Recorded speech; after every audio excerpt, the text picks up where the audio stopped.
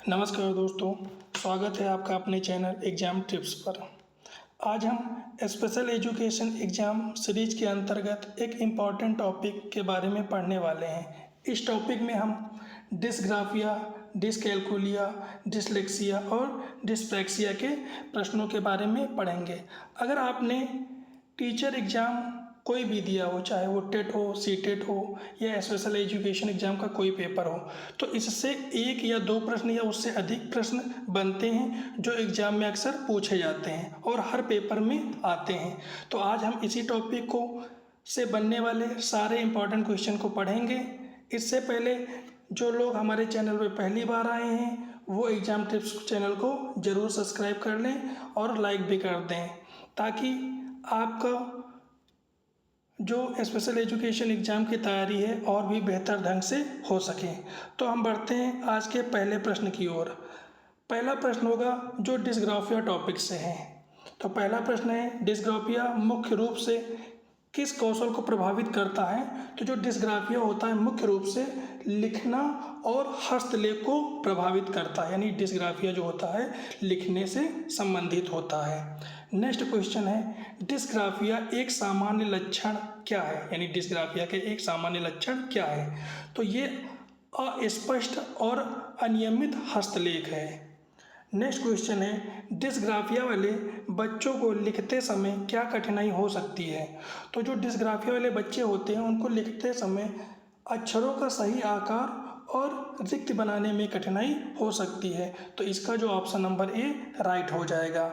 Next question है, dysgraphia वाले बच्चों के लिए कौन सा डिजिटल उपकरण सहायक है? तो इनके लिए जो सबसे सहायक उपकरण होता है वो है वॉयस टू टेक्स्ट सॉफ्टवेयर, यानी इसका भी ऑप्शन नंबर ए राइट हो जाएगा।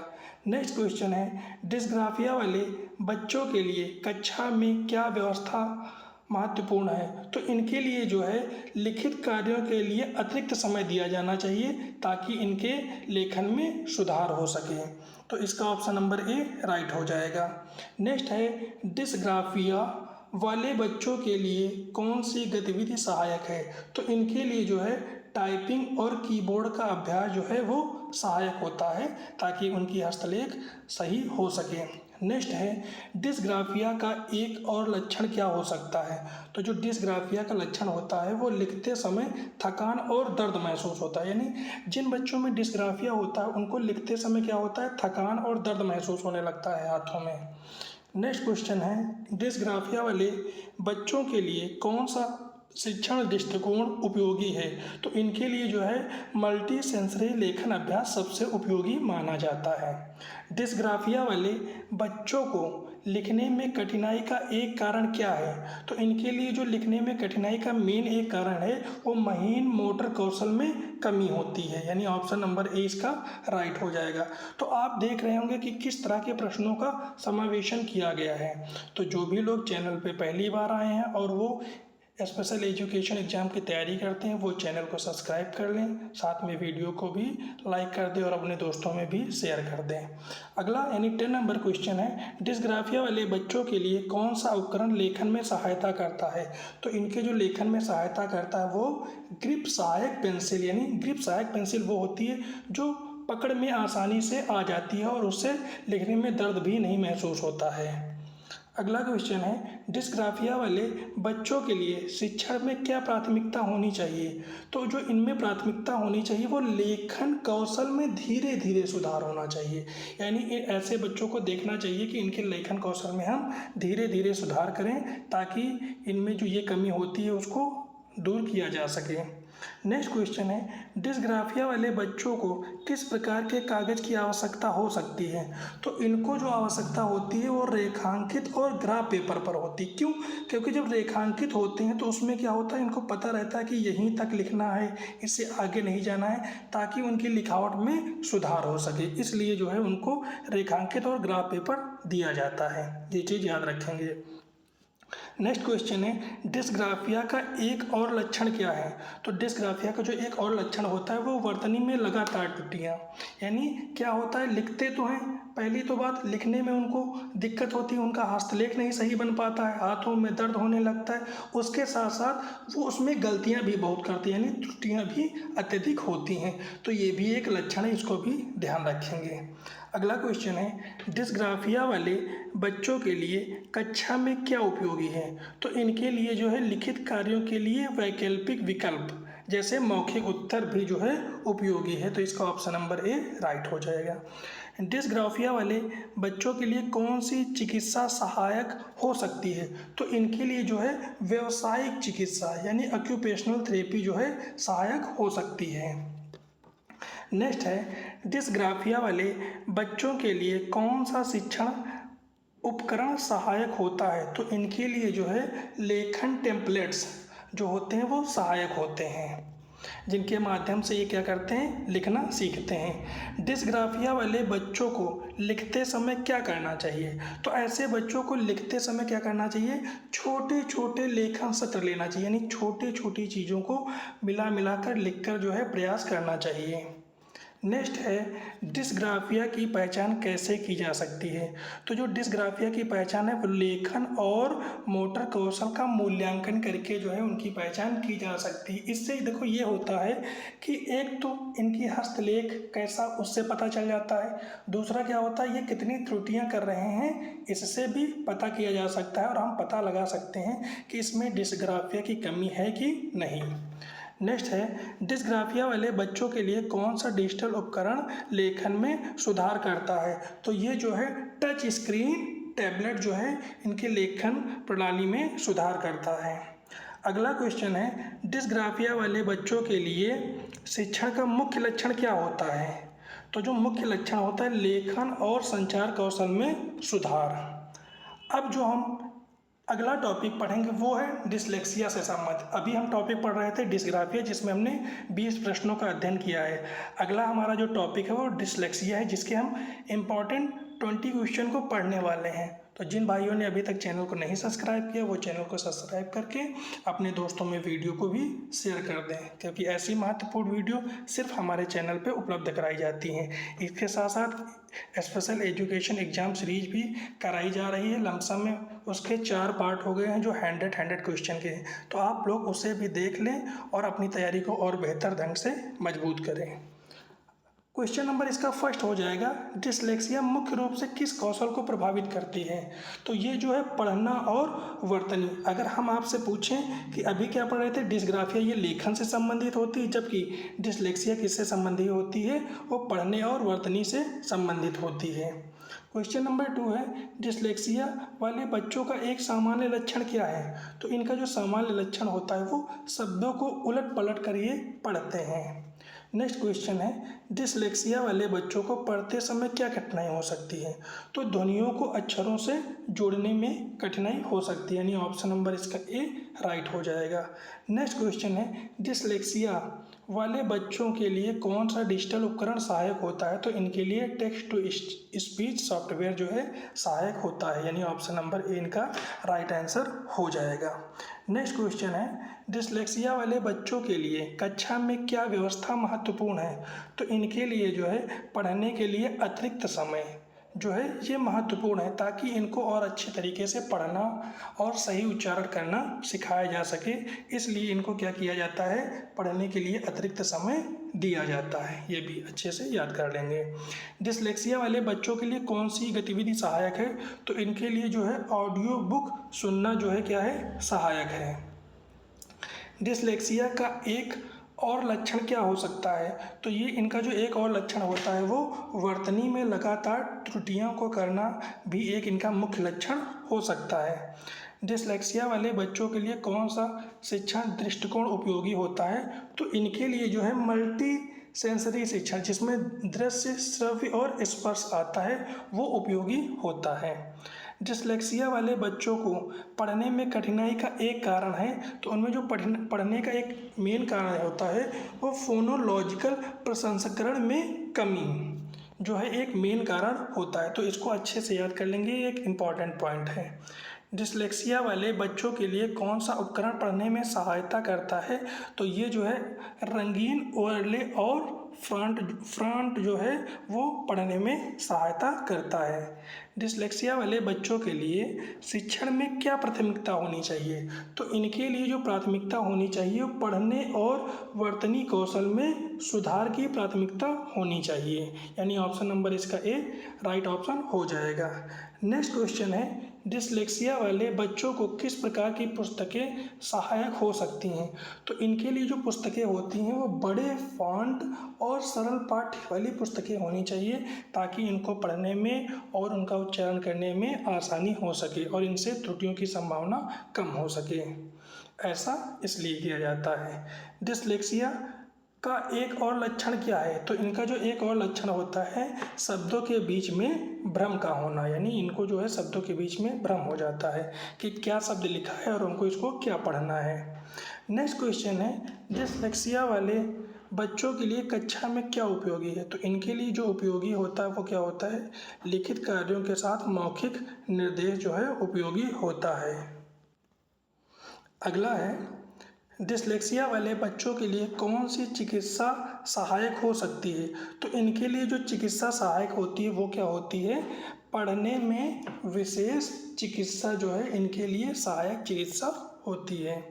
अगला है, डिसलेक्सिया वाले बच्चों के लिए कौन सा शिक्षण उपकरण सहायक होता है? तो इनके लिए जो है फोनिक्स आधारित शिक्षा जो है क्या होता है, वो उपकरण जो है सहायक होता है। डिसलेक्सिया वाले बच्चों को पढ़ते समय क्या करना चाहिए? तो इनको पढ़ते समय छोटे छोटे पढ़ने के सत्र क्या करना चाहिए, लेना चाहिए, ताकि इनसे जो है त्रुटियां कम हो सकें, यानी इसका ऑप्शन नंबर ए राइट हो जाएगा।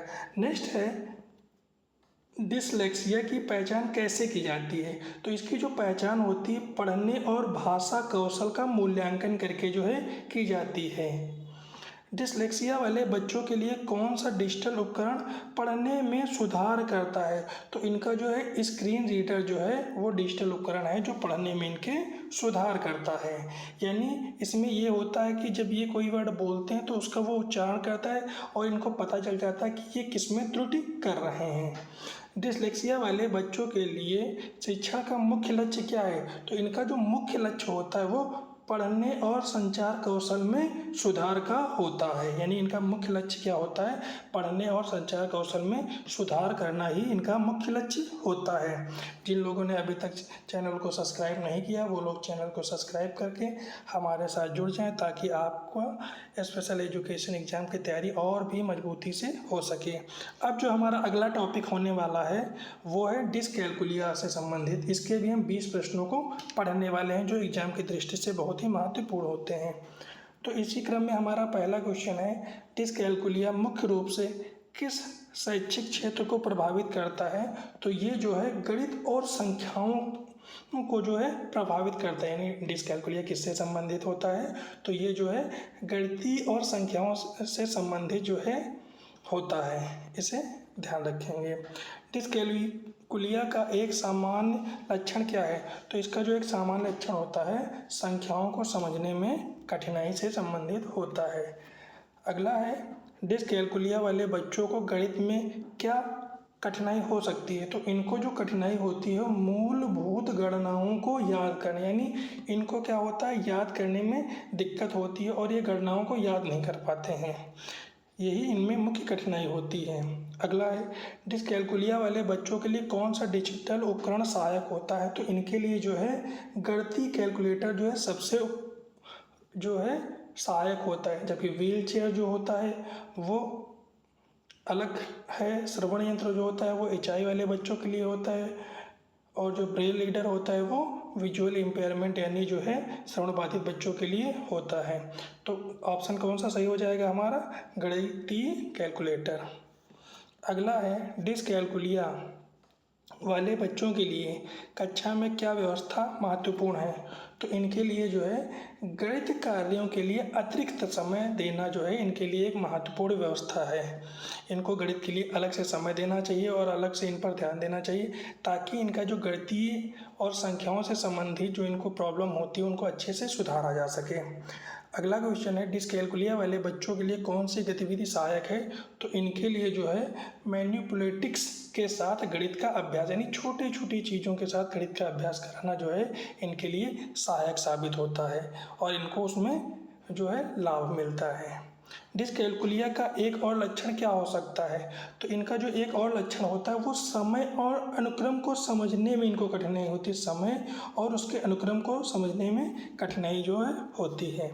डिस्कैलकुलिया वाले बच्चों के लिए कौन सा शिक्षा दृष्टिकोण उपयोगी है? तो इनके लिए जो है दृश्य और स्पर्श आधारित गणितीय शिक्षा जो है वो उपयोगी होता है।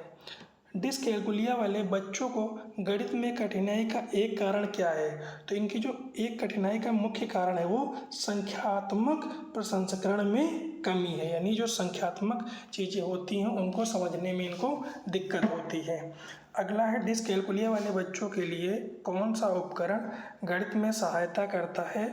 तो जो सहायता करता है वो है गणना बोर्ड और काउंटर, जो है इनकी गणितीय चीज़ों में समझने में क्या करता है, सहायता करता है। डिस्कैलकुलिया वाले बच्चों के लिए शिक्षण में क्या प्राथमिकता होनी चाहिए? तो इनको जो है मूलभूत गणितीय अवधारणाओं में सुधार की जो है प्राथमिकता होनी चाहिए। अगला है, डिस्कैलकुलिया वाले बच्चों को किस प्रकार की सामग्री सहायक हो सकती है? तो वो दृश्य चार्ट और ग्राफ के माध्यम से उनको जब शिक्षित किया जाता है तो वो क्या होता है, उनके लिए कारगर साबित होता है। तो इस प्रकार हम कह सकते हैं कि दृश्य चार्ट और जो ग्राफ होता है वो इनमें एक सहायक सामग्री के रूप में कार्य करता है। डिस्कैलकुलिया का एक और लक्षण क्या है? तो इनका जो एक और लक्षण होता है वो संख्याओं के बीच भेद करने में कठिनाई होती है।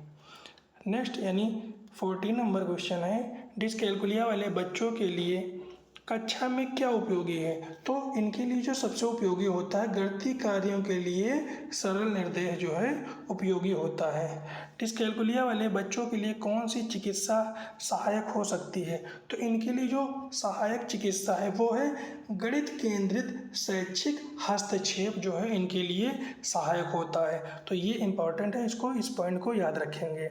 डिस्कैलकुलिया वाले बच्चों के लिए कौन सा शिक्षण उपकरण सहायक होता है? तो उनके लिए जो है अभी हमने ऊपर भी बताया था गणितीय मैनिपुलेटिक्स जैसे ब्लॉक, यानी ब्लॉक के फॉर्म में उनको याद कराया जाए और उनको और आकर्षक तरीके से कैसे सिखाया जाए वो चीज़ें इसमें बताई जाती हैं। तो ये उनके लिए सहायक साबित होता है। अगला क्वेश्चन है 17 नंबर, डिस्कैलकुलिया वाले बच्चों को गणित सिखाते समय क्या करना चाहिए? तो उनको गणित सिखाते समय क्या करना चाहिए? छोटे छोटे गणितीय सत्र लेना चाहिए। क्यों? क्योंकि उनको गणित से प्रॉब्लम होती है। अगर हम उनके लिए एक लॉन्ग पीरियड ले लेंगे तो उनको उस चीज़ से दिक्कत होने लगेगी और उससे बोरिंग महसूस करेंगे। इसलिए क्या करना चाहिए, छोटे छोटे पार्टों में बांटकर उनको सिखाना चाहिए, यानी छोटे छोटे पीरियड में उनको सिखाना चाहिए। डिस्कैलकुलिया की पहचान कैसे की जा सकती है? तो इसकी जो पहचान होती है वो गणितीय और संज्ञानात्मक कौशल का मूल्यांकन करके जो है पहचान की जा सकती है। डिस्कैलकुलिया वाले बच्चों के लिए कौन सा डिजिटल उपकरण गणित में सुधार कराता है? तो इनके लिए जो उपकरण होता है वो गणितीय शिक्षण ऐप होता है, जो इनके डिजिटल उपकरण है जो गणित में इनका सुधार करवाता है। अगला है, डिस्कैलकुलिया वाले बच्चों के लिए शिक्षा का मुख्य लक्ष्य क्या है? तो इनका जो मुख्य लक्ष्य होता है वो होता है गणितीय और कार्यात्मक कौशल में सुधार करना, यानी ऑप्शन नंबर ए इसका राइट हो जाएगा। इसके अभी कुछ और 20 क्वेश्चन हैं जिनको हम पढ़कर और अच्छे तरीके से हम इसके बारे में डिटेल से समझ जाएंगे। जिन लोगों ने चैनल को नहीं सब्सक्राइब किया वो चैनल को सब्सक्राइब कर लें और हमारे चैनल से जुड़ें। नेक्स्ट है, डिस्कैलकुलिया वाले बच्चों में गणितीय अवधारणा को समझने में कठिनाई का मुख्य कारण क्या है? तो इनका जो मुख्य कारण है वो है न्यूरोलॉजिकल प्रसंस्करण में अंतर। अगला क्वेश्चन है, डिस्कैलकुलिया वाले बच्चों के लिए कौन सा शिक्षण उपकरण गणितीय अवधारणाओं को समझने में सहायक है? तो ये है गणितीय मॉडल और ब्लॉक। ये दोबारा रिपीटेड क्वेश्चन है, उस पर हम चर्चा कर चुके हैं। डिस्कैलकुलिया का एक विशिष्ट लक्षण क्या हो सकता है? तो उसका जो एक विशिष्ट लक्षण होता है गणितीय प्रतीकों को समझने में भ्रम। नेक्स्ट है, विशेष शिक्षा में डिस्कैलकुलिया वाले बच्चों के लिए कौन सी रणनीति प्रभावी होती है? तो इनके लिए जो है व्यक्तिगत गणितीय शिक्षा योजना यानी आईईपी जो है प्रभावी होती है। डिसकैलकुलिया वाले बच्चों को गणित सिखाने में क्या सहायता करता है? तो वो जो है वास्तविक जीवन से जुड़े गणितीय उदाहरण दे देकर उनको जो है गणित में होने वाली समस्याओं को दूर किया जा सकता है। नेक्स्ट है, डिसकैलकुलिया वाले बच्चों के लिए कक्षा में क्या प्राथमिकता होनी चाहिए? तो जो प्राथमिकता होनी चाहिए वो है गणितीय त्रुटियों में सुधारने के लिए धैर्यपूर्ण शिक्षण। अगला क्वेश्चन है, डिसकैलकुलिया वाले बच्चों में गणितीय चिंता यानी मैथ एंग्जाइटी का क्या प्रभाव हो सकता है? तो वो जो प्रभाव होता है वो है गणितीय प्रदर्शन में कमी। अगला क्वेश्चन है, डिसकैलकुलिया वाले बच्चों के लिए कौन सा डिजिटल उपकरण गणितीय कौशल को बढ़ाता है? तो वो है इंटरैक्टिव गणितीय शिक्षण ऐप। क्वेश्चन नंबर 9, डिसकैलकुलिया वाले बच्चों के लिए गणित शिक्षण में क्या शामिल होना चाहिए? तो वो जो शामिल होता है चरण दर चरण गणितीय निर्देश। नेक्स्ट क्वेश्चन है, डिसकैलकुलिया वाले बच्चों को गणितीय अवधारणाओं को समझाने में सहायता के लिए क्या उपयोगी है? तो क्या उपयोगी होता है भाई? गणितीय खेल और पहेलियाँ, यानी गणित से संबंधित खेल और पहेलियों के माध्यम से जो है उनको गणितीय अवधारणाएं समझाने में सहायता होती है और वो अच्छे से समझ जाते हैं और उनको वो चीज़ बोरिंग भी महसूस नहीं होती। इसलिए टीचर क्या करता है, उनको पहेलियाँ बुझाता है और गणित से संबंधित खेल खिलाता है। डिसकैलकुलिया वाले बच्चों के लिए कक्षा में क्या व्यवस्था होनी चाहिए? तो इनके लिए जो है न्यूनतम विचलन और शांत वातावरण जैसी व्यवस्थाएं होनी चाहिए। डिसकैलकुलिया का एक और लक्षण क्या हो सकता है? तो जो लक्षण होता है वो संख्याओं के क्रम को याद करने में कठिनाई होती है। डिसकैलकुलिया वाले बच्चों के लिए कौन सी चिकित्सा सहायक हो सकती है? तो ये जो है संज्ञानात्मक आधारित गणितीय हस्तक्षेप। नेक्स्ट है, डिसकैलकुलिया वाले बच्चों के लिए गणित शिक्षण में क्या महत्वपूर्ण है? तो ये जो है आत्मविश्वास बढ़ाने के लिए सकारात्मक दृष्टिकोण यानी सुदृढ़ीकरण, जिससे जो है वो और ज़्यादा आत्मविश्वास के साथ वो सीख सके और उन्हें लगे कि हम क्या है, हम भी गणित को सीख सकते हैं और उसको समझ सकते हैं। डिसकैलकुलिया वाले बच्चों के लिए कौन सा शिक्षण उपकरण गणितीय अवधारणाओं को सरल बनाता है? तो वो है नंबर लाइन और ग्राफ। नेक्स्ट क्वेश्चन है, डिसकैलकुलिया वाले बच्चों को गणित सीखने में क्या कठिनाई हो सकती है? तो इनको जो है गणितीय पैटर्न को पहचानने में कठिनाई होती है। नेक्स्ट है, डिसकैलकुलिया वाले बच्चों के लिए कक्षा में क्या उपयोगी होता है? तो इनके लिए जो है गणित कार्यों के लिए वैकल्पिक मूल्यांकन जैसे मौखिक उत्तर, यानी छोटे छोटे प्रश्न करके जो है उनसे मौखिक उत्तर लेना। डिसकैलकुलिया की पहचान के लिए क्या आवश्यक है? तो इसके लिए जो आवश्यक होता है वो गणितीय कौशल और संज्ञानात्मक क्षमताओं का मूल्यांकन। नेक्स्ट क्वेश्चन है, डिसकैलकुलिया वाले बच्चों के लिए कौन सा शिक्षण दृष्टिकोण दीर्घकालिक लाभ देता है? तो वो है प्रारंभिक गणितीय हस्तक्षेप जो है दीर्घकालिक लाभ देता है। नेक्स्ट क्वेश्चन है, विशेष शिक्षा में डिसकैलकुलिया वाले बच्चों के लिए शिक्षण का अंतिम लक्ष्य क्या है? तो इनका जो अंतिम लक्ष्य वो गणितीय आत्मविश्वास और कार्यात्मक कौशल विकसित करना। अब जो हमारा अगला टॉपिक होने वाला है वो है डिस्प्रैक्सिया। कुछ लोग हैं जो इसके बारे में नहीं जानते होंगे, तो इसके बारे में हम थोड़ी सी डिटेल में या थोड़ा संक्षिप्त जानकारी दे देते हैं ताकि जिन लोगों को नहीं पता है कि डिस्प्रैक्सिया क्या होती है वो इस चीज़ को समझ लें। क्योंकि डिसकैलकुलिया, डिस्ग्राफिया आपने पढ़ रखी है मगर शायद आपने इस टॉपिक को ना पढ़ा हो। तो जो डिस्प्रैक्सिया होती है एक न्यूरोलॉजिकल स्थिति होती है जो क्या होती है मस्तिष्क और मांसपेशियों के बीच क्या करती है, समन्वय को प्रभावित करती है, जिसके कारण बच्चे शारीरिक गतिविधि जैसे लिखना, बांधना और या खेलने में कठिनाई का अनुभव करते हैं।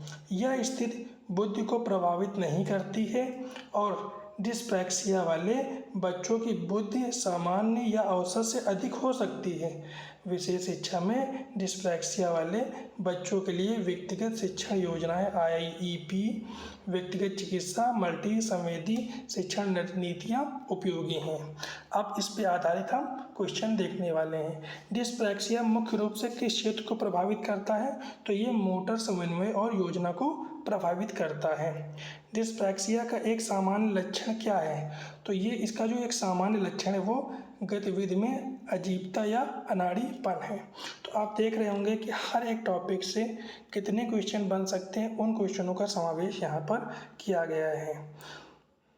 जिन लोगों को ने अभी तक वीडियो को लाइक नहीं किया है वो लाइक कर दें और साथ में चैनल को भी सब्सक्राइब करके बेल आइकन को ऑन कर लें ताकि आपको नोटिफिकेशन मिलती रहे। नेक्स्ट क्वेश्चन है, डिस्प्रैक्सिया वाले बच्चों को किस प्रकार की गतिविधि में कठिनाई हो सकती है? तो उनको जो है पेंसिल पकड़ने और लिखने में कठिनाई हो सकती है। डिस्प्रैक्सिया वाले बच्चों के लिए कौन सा उपकरण सहायक होता है? तो इनके लिए जो है एर्गोनोमिक पेन और ग्रिप्स जो है सहायक उपकरण होते हैं। डिस्प्रैक्सिया वाले बच्चों के लिए कक्षा में क्या व्यवस्था महत्वपूर्ण है? तो इनके लिए जो है शारीरिक गतिविधियों के लिए अतिरिक्त समय जो है महत्वपूर्ण होता है। डिस्प्रैक्सिया वाले बच्चों के लिए कौन सी गतिविधि सहायक हो सकती है? तो वो महीन मोटर कौशल अभ्यास जैसे कटिंग जो है सहायक हो सकती है। डिस्प्रैक्सिया का एक और लक्षण क्या हो सकता है? तो इसका जो एक और लक्षण होता है वो है गतिविधियों की योजना बनाने में कठिनाई। डिस्प्रैक्सिया वाले बच्चों के लिए कौन सा शिक्षण दृष्टिकोण उपयोगी होता है? तो ये होता है चरण दर चरण गतिविधि निर्देश। डिस्प्रैक्सिया वाले बच्चों को शारीरिक गतिविधियों में कठिनाई का एक कारण क्या है? तो उनका जो मेन कारण होता है या एक मुख्य कारण होता है मस्तिष्क और मांसपेशियों के बीच में समन्वय की कमी। डिस्प्रैक्सिया वाले बच्चों के लिए कौन सी चिकित्सा सहायक होती है? तो इनके लिए जो है व्यावसायिक चिकित्सा जो है सहायक होती है।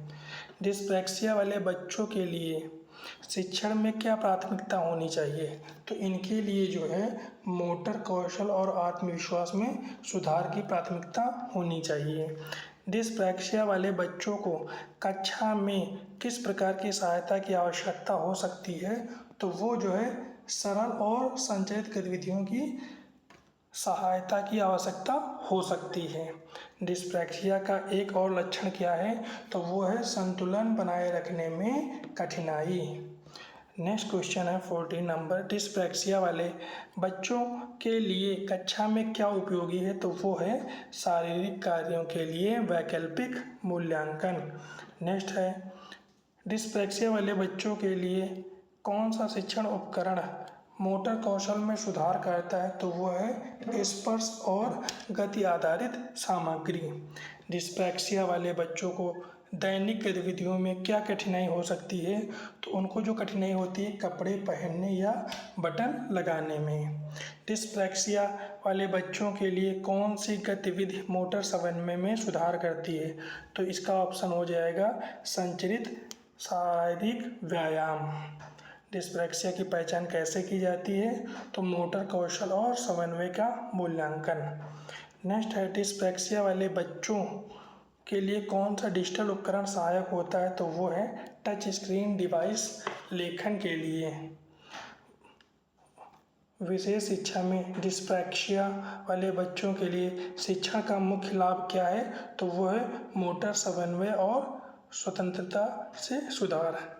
इसके कुछ अतिरिक्त 20 प्रश्न हैं, उनको भी हम देख लेते हैं ताकि ये टॉपिक हमारा एकदम से तैयार हो जाए।